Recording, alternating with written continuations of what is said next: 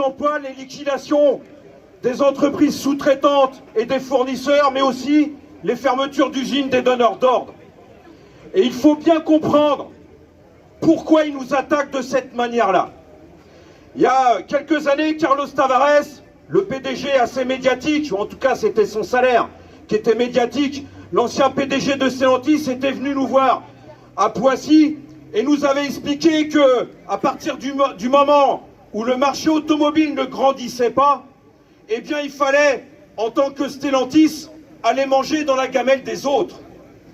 Aller manger dans la gamelle des autres, dans sa bouche, dans sa tête, ça voulait dire prendre des parts de marché à Renault, prendre des parts de marché à Toyota, à Volkswagen, aux constructeurs chinois, aux constructeurs japonais. Et je lui avais dit, mais là vous avez Flin là, qui est en train de fermer avec l'arrêt de la fabrication de la Zoé, vous devriez être content du coup. Eh bien nous on n'est pas contents. On n'est pas contents parce qu'on a nos frères là-bas qui travaillent. On a nos camarades, des militants mais aussi des travailleurs et des travailleuses. Il m'a répondu, Monsieur Mercier, vous raisonnez en tant que citoyen, mais là il faut raisonner en tant que collaborateur. C'est-à-dire qu'il faut faire l'union entre les travailleurs et les patrons.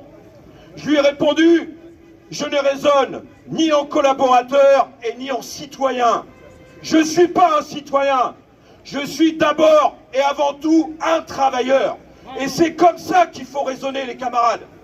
La ligne de front, la ligne de partage, elle n'est pas entre les travailleurs qui fabriquent les voitures ici en France et puis nos frères qui sont en Chine, au Japon, au Maroc ou au Brésil. Elle n'est pas là, la frontière.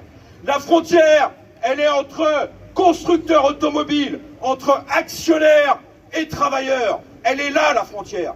Et cette image que Carlos Tavares avait donnée, il faut aller manger dans la gamelle des autres. Oui, c'est la politique de Stellantis, mais c'est aussi la politique de Renault, c'est la politique de Toyota, c'est la politique de Volkswagen. Ils se font une guerre à mort entre eux. Pourquoi ils se font une guerre à mort?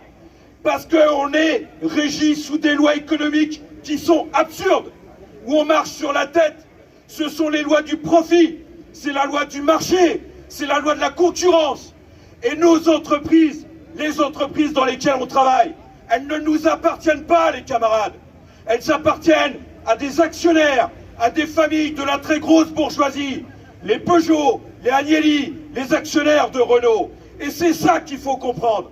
Si on ne comprend pas ça, les camarades, on va se planter, on va aller droit dans le mur. La souveraineté nationale, ça ne veut